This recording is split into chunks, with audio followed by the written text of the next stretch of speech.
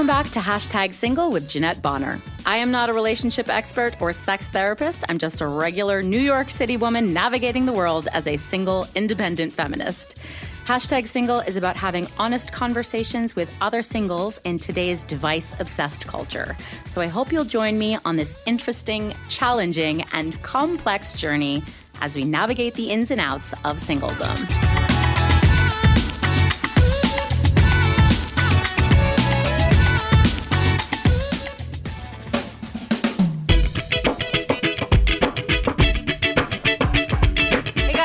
Hashtag Single. It's me, Jeanette Bonner, your host. And for our amazing month of, oh my God, is this a March episode? Yes. Okay.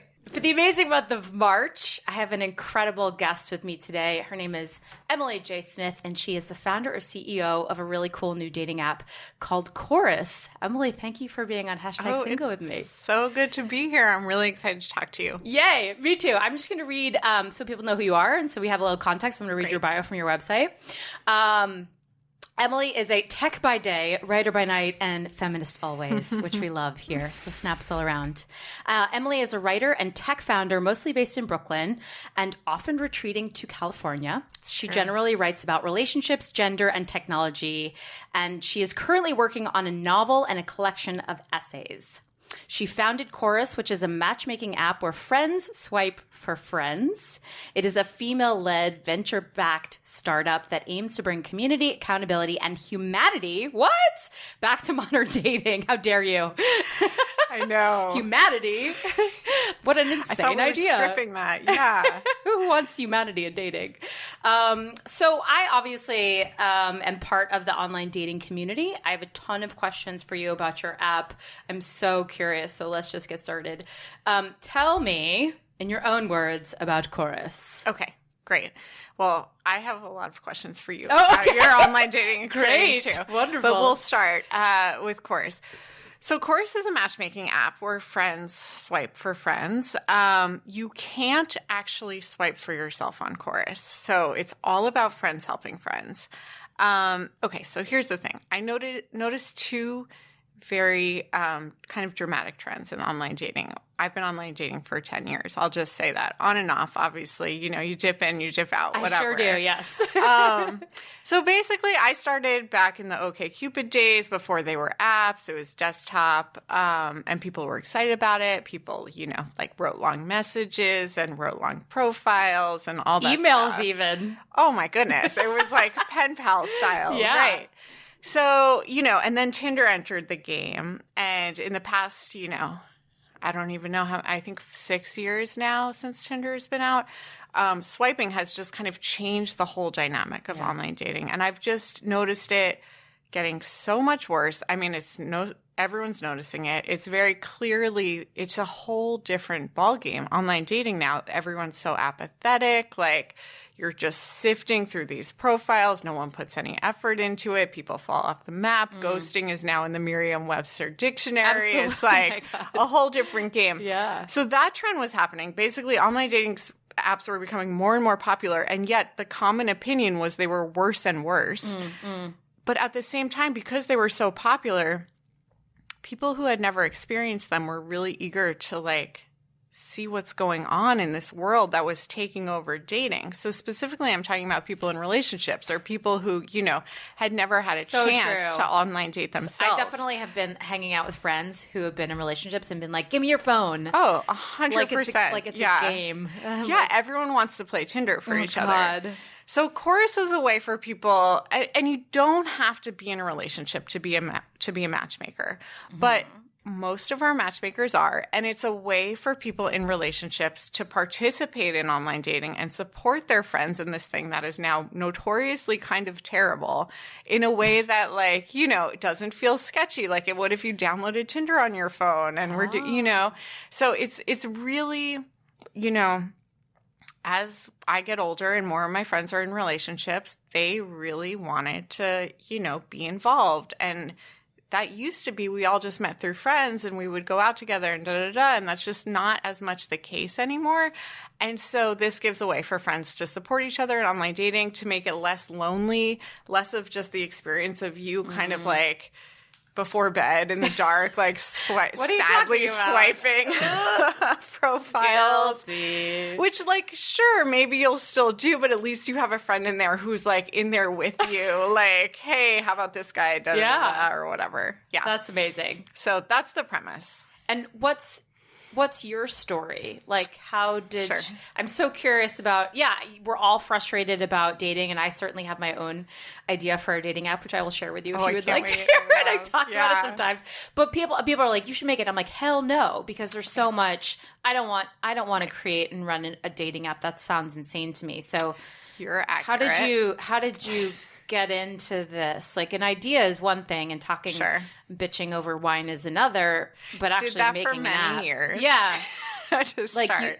And I began writing a lot about dating and relationships specifically because I was so intrigued by the way online dating was shaping dating our culture. dynamics, you know? And I mean, I'm like you, I could talk about dating and relationships all day long. Like, I'm just so inherently interested in those dynamics. Yeah. So I was having these conversations with friends all the time, and I was out in San Francisco at the time, right when online dating had really taken off. So everyone was in on it. Like, it was such a, you know, common topic of conversation. And then I just kind of started writing about these things.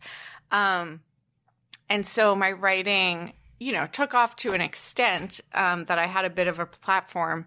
And then I quit my tech job to focus on writing. But this idea of friends being able to help friends in online dating had been circulating in my conversation for years, actually. And I figured someone else would do it. And it's just so obvious because everyone plays Tinder. You know, like, that's just it's a thing. It's a behavior that already is happening. I mean, if we're all being honest here, You know? it's so true. Yeah. Yeah, like, the your phone friends, gets passed oh around. my goodness, at your married friends' parties. Yeah. 100%. So I assumed someone else would do it, and a few people have tried doing it. And what they were lacking, in my opinion, was a bigger cultural conversation around why this needs to happen. Wait, are you saying that other people tried to create an app around? Where friends swipe for friends. Oh, really? What were they? Yeah. Well, Tinder actually has a version of this. Do they? Yeah, it's called Ship. It's targeted at basically 20-somethings. Oh my God. Of course it is. I had to ask Yeah. someone who was 15 what that meant once. I was like, what is I had to Google it. So at least you had someone 15 in your life to ask. Showing the age. Yeah. Is this still around? It's around. I'm on it, you know, obviously for research, and I get matched with like 18-year-old women. I don't think it's taking off. Who's your matchmaker on Ship? Well, you can also swipe for yourself. We're the only app, I think, where you can not swipe for yourself. Okay. And so the conversation I wanted to have, and Ship is owned by Tinder,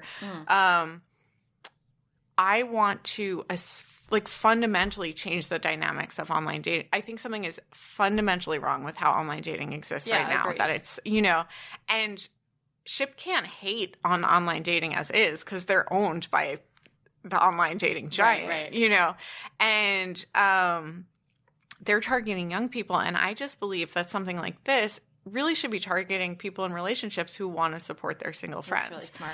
And no one is having that bigger conversation of how do we loop in this whole other, you know, relationship group to help their friends and come at it from that standpoint versus the way Tinder comes at it. The way Tinder comes at everything is like, it's just kind of a game that's fun and like a little meaningless, you know, like it's, and I'm like, this is like a movement of creating more meaningful like dynamics between friends, between potential partners, like just to enhance those dynamics is where I'm coming from. And no one was talking about that. I think because Match Group is so ginormous that no one wants to take them on.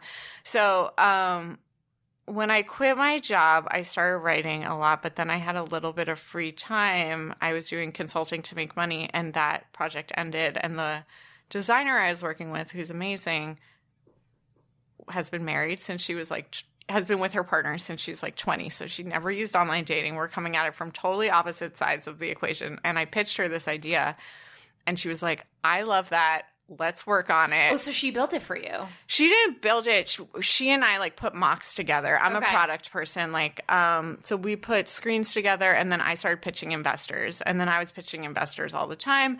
And then wait, can we I just need to jump in. Yeah. Where do you find people who are interested in investing in dating apps? Oh, it's very hard. Like, no one wants to touch dating apps right now because Match is the only exit, and it just feels because like people a don't monster. want to pay for them. Well, no, actually the revenue model is totally valid. People pay for them. Is Tinder's it making ad-based? It's subscription based, and subscription is like a really solid revenue model. But I don't pay for any dating site. I don't pay for any dating site either, but I a do lot get of people ads do. on OkCupid. Yes. And it's partially ad based. Like, definitely it's partially ad based. I don't know what the breakdown is between their revenue of ads versus subscriptions. But it was more the exit strategy and being able to infiltrate the market. Like, the hardest part of creating a dating app or any marketplace is you need people on it for the product to be good. So no matter how amazing we design this product experience, if no one's using it, it's going to be shit. Can I curse? It's going to be shit. I already have. So okay, I think we're fine. Great. So investors are weary unless you're, owned by a giant to fund a little guy. Yeah. But I think people are really eager for a little guy in this space right now. How many investors did you find ultimately? I have a handful of angels who I knew personally. I mean, I don't know a lot of rich people, but people who I had worked with in the past, et cetera. Okay. And then Brooklyn Bridge Ventures is a lead investor for us. They're kind of like a pre-seed venture fund in the city. I was going to ask you if they were all women.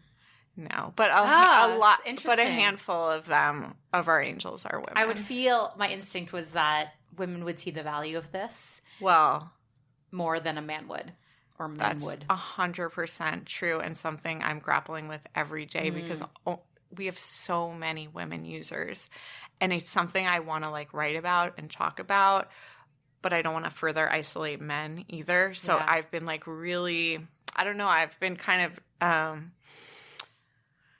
circulating this idea around in my mind a lot. Women get the idea very quickly, and I think that has to do with the dynamics of female friendships and also just the history of matchmaking. Oh yeah, and meddling inherently. This makes me think very much. My episode, I think it was episode 16. My friend Priyanka grew up in India, and we were talking about how when she was growing up, so up to her 20s, the way that she called it Indian Tinder was the aunties. Oh, and the aunties would say, "Oh, look at that cute boy at the party," and then they would all spread gossip and they would manipulate to get each other together. And I was like, I want that. I want an Indian group of aunties that all get together and so they would throw parties and then just happen to invite the people they wanted to ship together, if you will. But so if you think about that historically, matchmakers, especially in Jewish culture, Indian culture, have all been women. Oh, yeah. I completely agree. Yeah. And it does make sense. But at the same time, I'm like, why aren't men as interested? Why don't men want to do this for their friends? I get a lot from guys about, so do I have to do something? Yes, you have to put in an effort. That's the problem, really. That's my personal belief about why dating apps don't work at all, because you have to put in an effort. I know. I mean, you have to write me back so we can go on a date. The whole thing about Course is I'm trying to offload the effort of the daters. I'm like, I don't want to swipe anymore. I just don't. Right, so, but then you're doing I'll put it to someone else. Right, that's the problem. I think people, our married friends are going to come into a big shock where they're like, oh shit, this is a lot more work than I wanted it to be. Right. Oh, I have to follow up. Here's the thing. There is something fundamentally fascinating about judging people. It's just human nature. The act of judging making a judgment on a stranger is entertaining. But when you're so close to it as a dater and it's it's tied to the success of your love life. Like it's very helpful to have that be a step removed and That's have so your true. friends do the judging. And like, so true. they do really like doing it. And I kind of get it, but it's like, I don't want to, it's affecting my brain and how I view my dates. You know what I mean? You're thinking too much about it. Yeah. Probably. Yeah. So how long did it take for you to go from like ideation to actual like launching of the product? We started working on it in earnest in June of last year, and we launched in December. Yeah. I will say I was thinking about the idea for at least a year and a half before that. And I was having... Well, same with this podcast. Yeah, I sat on this for like a solid year. Right. And I was just like... did anything about it. If you ask any of my friends, like any conversation I had was like, so what do you think of this idea of, just pitching it and talking about it constantly until it wouldn't go away. And then I was waking up in the morning being like, why am I not trying to do this?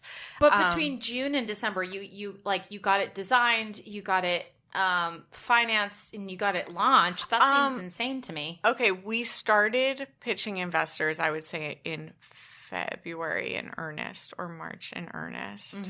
Mm-hmm. We secured funding in June.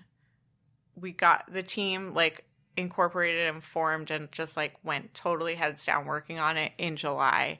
And then we launched in December. And when I say team... Yeah, how big is your team? At that time, for the 6 months that we were working on it, it was me, my designer, Maya, and my engineering lead at the time, Alex, who was a woman I went to college with. And so the three of us were just like jamming all the time. It was an all-woman team. It was like really awesome. It's one of the best teams I've worked on, and it was great. Sweet. And that's why we were able to work really quickly. And I won't...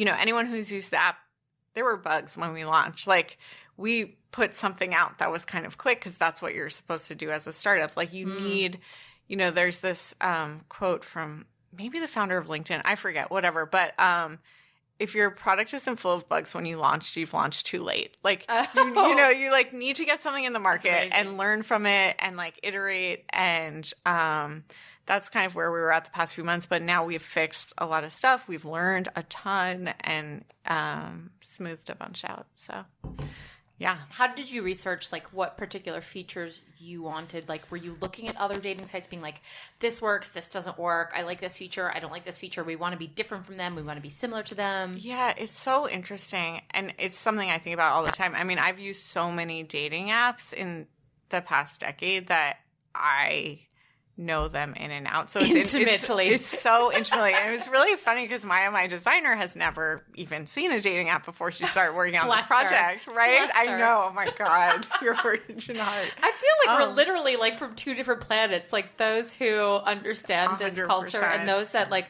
I have friends that met their significant others and never had to go through dating apps, and they just literally cannot connect with, they don't understand on a base level how hard this is. That's exactly what I was trying to address. Also, because I would have these conversations with my friends who are married, and it would be like, the hand motion I'm making is just totally missing each other, right? Because you don't understand this world, and it causes a bit of it causes distancing in friendships, and it's they want to get it, but it's like, how many screenshots can I send someone to make it feel real? So it's like, this is really, and something I think about a lot is so much of social media and what we're consuming right now is this passive browsing of our friends' lives. And so how do we create something, because technology isn't going away, even though I hate looking at my phone, like if we're going to be on it, how do we create ways to engage that are actually interacting with our friends in meaningful ways? If we can't be around them in person all the time,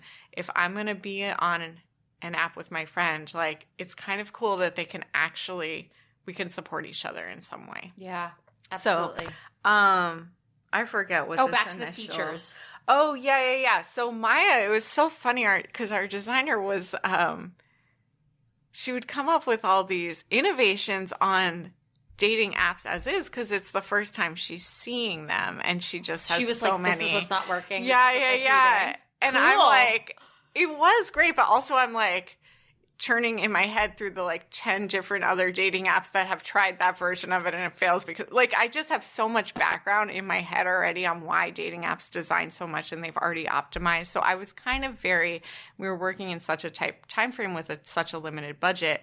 I was kind of like, let's just do what the other dating apps do for the core features. We have to focus on what our main differentiator is, which is like swiping for friends. And not try and reinvent the wheel. But there is this balance, and I think about it all the time, where it's like we are trying to be a very different kind of dating app. So now we're kind of pulling back a little bit and being like, how do we make everything a little more uniquely chorus? Yeah. And swiping itself is something that is an example of that. So, for example, like, I hate swiping. I think it perpetuates a very binary mindset and of yes or no. Yeah, in like this instant kind of like judgment. It does. And yet I'm perpetuating on my app because friends swipe for friends, right?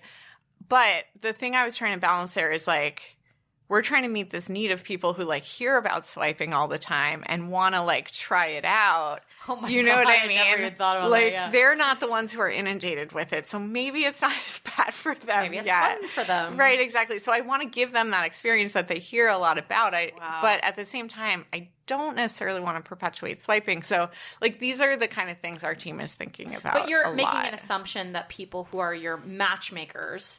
Your designated matchmakers are in committed relationships and have never experienced online dating. Right. But like I could potentially be a matchmaker for another friend. Yes. So in that case, I'm not helping you, but I'm just putting a for instance forward. Exactly. It's very true. Right now, a limitation is that you can't be both a matchmaker and dater. Oh, okay. Yeah. Interesting. Which is why our matchmakers tend to be more in relationships also. But it is a good point. And I think eventually we will shift the swiping thing. It's just kind of the starting point of where we start. Yeah. We also want to make much richer profiles. Like I liked the OkCupid days where you actually wrote about yourself in a little more detail, you know? But it's hard now to get people to actually fill those out.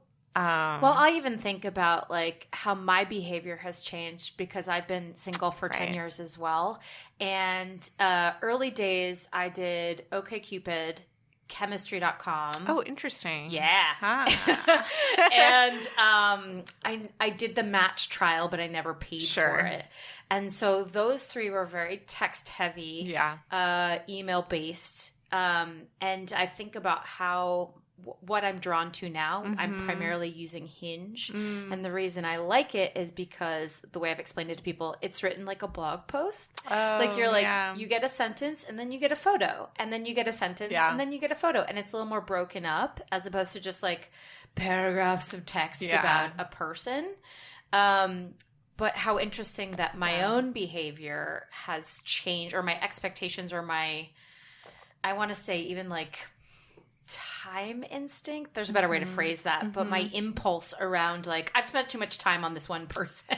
Yeah, which is a real thing. No, totally. You have like an internal clock of like, let me figure out if I like this person and then move on. Yeah, I don't know, but that's just come from also in the last I'll say 10 years. The last 10 years, how I've gone from being a person who didn't need my phone every day to a person that checks it probably upwards of 25 times a day. So our own behavior has changed around our digital culture. Yes, absolutely. Yeah. That's a very good point. Yeah. So, but I hear you because like when I think about like the key players in the dating scene, they always say that like Tinder invented swiping. And that Bumble invented like their core technology was like allowing women to be in the driver's seat. Yeah. What do you think about that? A lot of people, I have never had success with Bumble. Yeah. And because my issue with it is that because of the timeout. There's a 24-hour timeout when you swipe on someone, and I get that they're trying to make people talk to each other, so we're not just being passive, as you said. But what I heard from the male perspective is that because men don't know, they're no longer in control. Their way to respond to it was just say yes to everyone. Yes, exactly. I know. And then see, like, it's a numbers game, like, see who responds. Yes. But then, great, I say, like, oh my God, we matched. Hey, what's up? How's your Wednesday? And you put that effort into and making then a conversation. they don't, I don't know if they're checking that. Yes. They're not checking the app. So, like, that's my experience, too. All of my messages timed out. That's like so many women's experience, I think. What the hell is this shit? I don't actually like it. Like, I would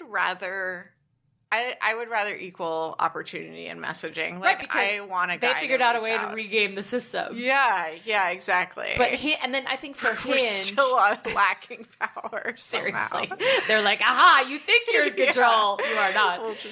Hinge kind of, I think their sort of prototype, if you will, or their key innovation was like. The idea of Hinge is a hinge, like connecting you to a friend of a friend. So you access your Facebook profile to connect you with someone who is a couple friends away from you. And what was nice about that when initially not launched is it would tell you who the connection was. Right. Yeah. So you could check in with Alex and be like, hey, how's David? Like, do you think we're a good match or whatever? But now it won't tell you how you know each other. They've retired that whole model, I think. Oh, so it's just it's just any dating app. And I think they went through this, that big redesign a few years ago where they redesigned the whole interface, and the CEO was very adamant about focusing it on more relationship driven connections, not hookups. And so I think now that it's I'm just laughing because it's like everyone great, so aspirational. I love it. I know, very charming. And they're owned by Match Group also, so I think what happened, everyone's owned by Match Group, is like every vertical just leaned really hard into a different type of dating app, essentially. So Tinder, like a few years ago, like reclaimed their hookup kind of like personality, and Hinge leaned into the long-term commitment personality. And so Match Group is just kind of like making sure they have all their bases covered. But I think Hinge, they don't do, it's not as much a swipe. They're like trying to reframe how you actually, they're trying to push, I think most of their design is around pushing for interaction. So when you can like comment someone, on anything. Yeah, you're supposed to like a specific thing. Yes. You comment on that. But they still have like right is yes. Right. Left is pass, even if it's not an actual swipe. And I have found with Hinge is that all that's really happening is I get a Bill liked your photo. Bob liked your photo. Jeremy liked your photo. Yeah. Xavier liked your photo. I mean, I think the reality is it just matters who's on the app. Like, before Chorus, I used Hinge a little bit more because I found there were people that were who I was interested in more on that app. Yeah. And Bumble is a whole different story because I do think they tracked a certain type of feminist guy because they're women owned and maybe they want to be aligned with that. But like, I hate the user dynamics of like the timing out and messaging first so much that I like don't even use it. And often I find the people who are on Bumble are also on Hinge, so it like doesn't matter anyway. The same freaking pool. Yeah. Like, let's be honest. Yeah. So walk me through how that app works from a user side. Okay. For those of us who are listening, and because you just launched, and I'm included in that, like this is new to a lot of us hearing about it for the first time. So talk to us about how the app works from a user side, and then I'd love to hear how it works from the algorithm side of things as well. Okay, so basically you download the app, search Chorus Matchmaking. It's on iOS or Android. And then the first step is you choose if you want to be a dater or a matchmaker. Eventually you'll be able to be both, but one step at a time. Yeah. We're a small company. And then if you're a dater, you create a dating profile like normal. And we have prompts to try and make it a meatier profile than most, but they're optional. And then you invite a matchmaker. And so you can't actually use the app or do anything that useful without a friend in there with you. And so the way you invite a matchmaker is everyone has a unique code, and you just share your code, and they download the app and enter your code, and then you're connected. So do I have to have someone already be registered as a matchmaker when I join? No. So I can join. You download the app as a dater. Yeah. And then you're like, Emily, I heard of this amazing app. You have to download it. Here's my code. And so then I download, and we have or like the other way around. Yeah. Because my friend Shayla is a matchmaker, and she invited me to join the app. Exactly. So then the alternative is if you're a matchmaker, you sign up as a matchmaker. The profile is super simple. You upload a photo. It's optional. You put your name so your daters know who you are. And then you invite daters to matchmake for. Mm-hmm. So you really, you can't do anything without someone in there with you. But we tried to make the invite process pretty straightforward. The person doesn't have to have Chorus for you to invite them, but they do have to download Chorus in order to be your matchmaker or dater. To play the game. Yeah, exactly. Okay. And then you're connected. And essentially, the dater just kind of sits tight and waits for matches to come to them. And, I've certainly had some daters who are like, but what if I want to swipe? Like, I want to, use the app. And, it's something we're talking about. How are other ways daters can engage on the app? But the reality is, as a dater myself, I wanted to make an app that gave daters some time off. Like, it's very intentional. Like, you don't have to deal with this. Like, just, chill. Got you. And let your friends send you vetted matches, like the people they think might be good. And so if two matchmakers agree, like both matchmakers swipe right. Oh, so I can have more than one matchmaker? No, what I'm saying is, like, if I'm your matchmaker and I see Tom and I'm like, he's great for her, and I swipe right, Tom's matchmaker also has to swipe right on you. Oh my God. This got so complicated. Yeah. It's the Tinder. It's like, it is like your Tinder aunties have to agree. Yes. Right. It's a layer, Yeah.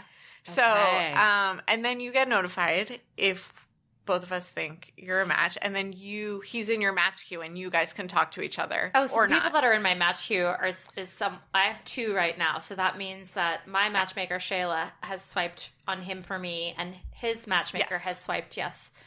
So why hasn't he written me back? I don't know. Oh, I will say, okay, this is an issue we're dealing with real time. So when we first announced Chorus, it was in September, and we allowed early signups because we wanted people to be on the app when we launched. And only we got thousands of people signing up, but only half the people have actually downloaded the app yet. So there is a chance.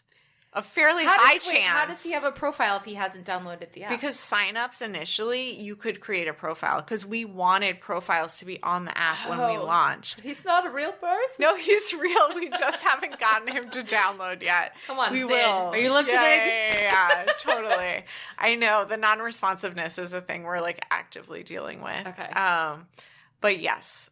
So that's how it works. And then you can kind of talk to each other. And then your matchmaker, I don't know if Shayla's done this, but can view your profile. You can ask her for feedback. She can send you comments. And then you can kind of talk to her about if you weren't into that match, you can be like, this guy isn't my type because I can see that we can communicate in that app. I was like, she's like, I just sent you someone. And I was like, nice find. Okay. Or whatever.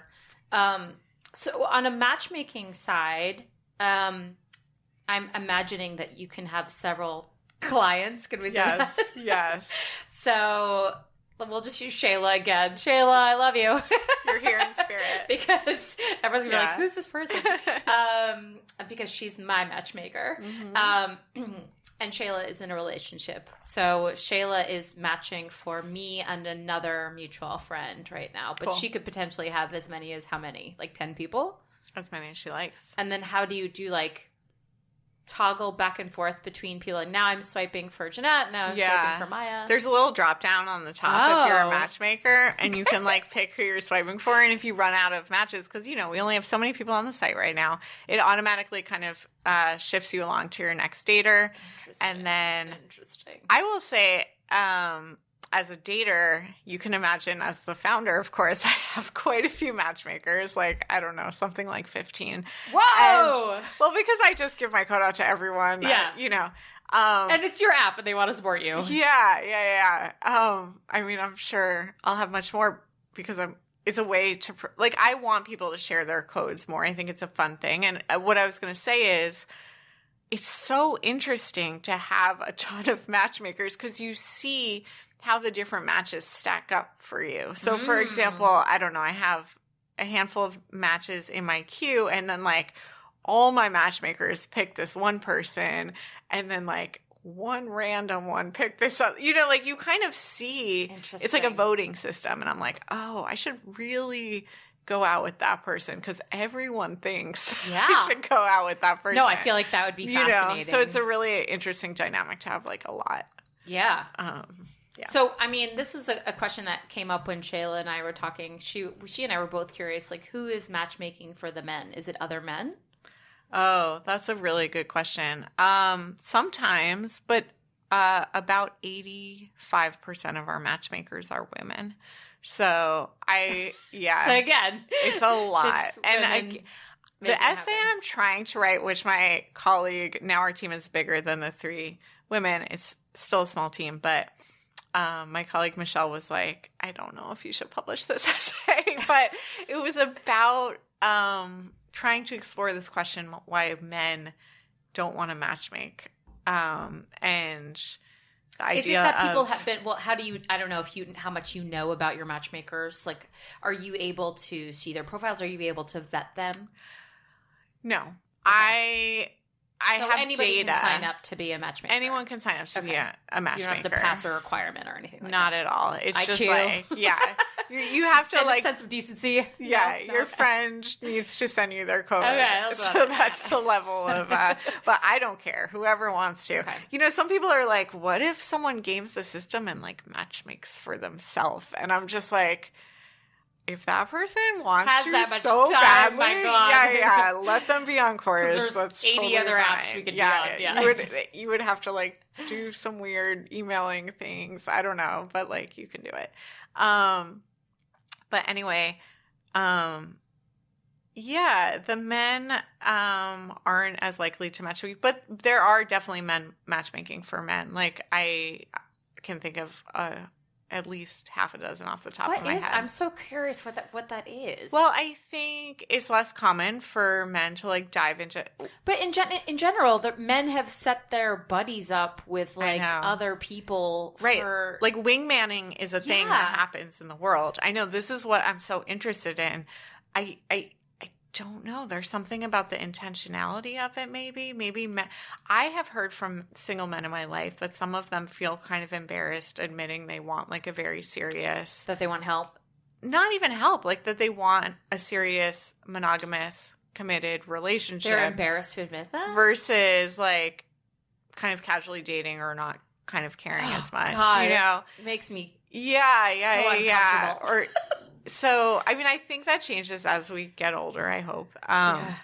But, I mean, a lot of the men in my life are very amazing men and have very good friends. So I do have a lot of men swiping for men on Chorus. Okay. I don't want to, but the majority is women for both genders. Yeah, they're just so much more eager to. And like a pet project of mine on Chorus is wanting to make men talk about relationships in a deeper way, like not talk about who you're into based on superficial criteria, or like actually talk about what you're looking for, and like have guy friends that you can go to talk about these things. Like I know so many men who just like don't really talk about relationship stuff because they don't have those people in their life to, and if they do, they're women, right? But like, who are the men that you can go to in your life to talk about this stuff? This is very patriarchal. Like that systematically we have, we're shedding this skin, but it's only in the recent 30, 40 years where it's been acceptable for men to A, admit they're vulnerable, B, admit they cry, like shed that. I mean, like in the past 6 years or something, I feel like shed that tough guy exterior, admit you want a relationship, admit that you're a sensitive creature, human being that like needs and desires love, like saying those things out loud. I think it's getting easier, especially as we create a new generation where this is just like assumed it's okay, right? But that's been part of our patriarchal socialization for a long time. I know. I do think it's changing, and I do think, and something I try and say, we're trying to figure out the right way to say this in the messaging, of course, but I do think vulnerability is now being much more celebrated in men, and certainly for the women on Chorus. it is incredibly attractive. And so, like, we want to attract men who are very eager to have those conversations or be open, or the guys who are trying to be that kind of, you know, we're not just like, trying to get a hookup or throw it out or whatever. Numbers game. Get as many women as possible. Exactly. So we're just talking about how you're going to be different and how you desire to be different than other apps. This is a really intense question, but as I already mentioned, I believe one of the reasons the apps are not working is because there is a breakdown in communication. Yeah. Just not even just in dating apps, but I think just sort of in social app culture. But I truly believe that breakdown of communication is why dating is not working in modern day. So I'm just curious how you think your app might help change the breakdown of communication that's inherent in these app cultures.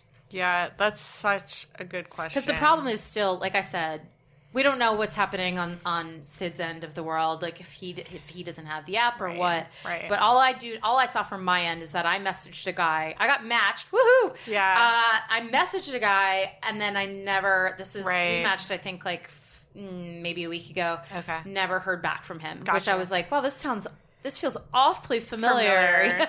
Totally. Here I am, have a new app in my life, and it feels the fucking same. I know. My hypothesis for this, and we'll see if it's proven out, is that by essentially having like accountability partners in there, you're not going to be a total jerk and ghost. So, for example, I'd be curious if Sid's matchmaker, who that person is, and if they're like, have you reached out to Jeanette? Like, what's happening? Like, that's kind of the dynamic that I want to happen. Yeah. I love that. And it might not, but maybe we just have to build the right mechanisms, because people do get really lazy. Like, there's so many apps on a phone competing for attention. Yes. So it's like, in addition to everything else that's competing for your attention. Yes, exactly. Yeah, maybe there's a feature where your matchmaker can like nudge you or ping you. Totally. That's Or just jump in there and be like, hey, Sid's having a birthday party on Friday. Do you want to come? No. That would be too much, probably. Well, people always ask that and we talk about it, but I just don't want, I have heard people a little nervous about the idea of matchmakers being able to talk to single people, because I want to make it feel safe and for like people in relationships and private, to not feel sketchy. That's why I was like, exactly. if I message this guy, is she watching the whole thing? Right? Is she No. judging, like, what we're saying to Interesting each other? that you had that question. Okay, yeah. No, it's very private. Okay. Yeah. No, Sheila's not like reading. She's not judging my opening line like every time. Yeah, I didn't know she was going to be like, girl, that's your opening line. Come on. So funny. But the prompt we do push notifications, and when Shayla makes you a match, it's like, you found a match for Jeanette. Like, help her with her opening line or something, you know, because like we do, and we have had, I have had users tell me like, I didn't know how to say this to someone, so I asked my matchmaker and they gave me advice, and then like I used that and it worked out. Cute. Like, so that I want people to help each other have those conversations. Yeah, that's kind of the goal. I think that is a phenomenal goal. Yeah, it's a beautiful. We're working on it. Aspiration to want it. Yes. How do we improve this culture that has created a lot of disconnect and frustration and honestly a lot of negativity? Like a lot of my guests on this podcast have sworn off dating apps altogether and are insistent that they're just meeting people in real life. Yeah. Just because some of us feel like the apps are no longer adding value. Yes. In a positive way. In fact, they make us feel worse. Yes. Or they're just not working. You're like, well, I'm on this thing, but I'm not meeting anyone anyway. Yes. So I might as well just try to meet someone in a coffee shop. I mean, I relate to that 100%. That's I mean, I didn't want to waste my time on these dating apps anymore. So I was like, can someone else? I think that's why I keep bouncing around, because I'm like, I mean, it's a silly blame, but I'm like, this isn't working. Tinder's not working. Hinge isn't working.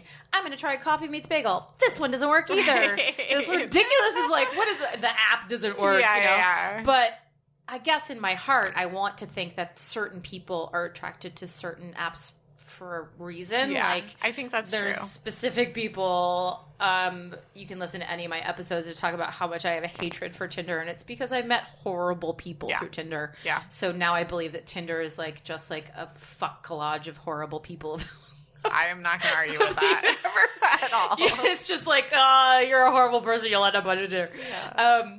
But that sense of like, I don't know, just needing like a better solution. I don't want to say a quick fix, but honestly, that's part of it. A better solution to like, inherently, these are all broken in some way. But if we could find a way to aspire to bring the good things about it back together. Totally. The other thing you're making me remember, I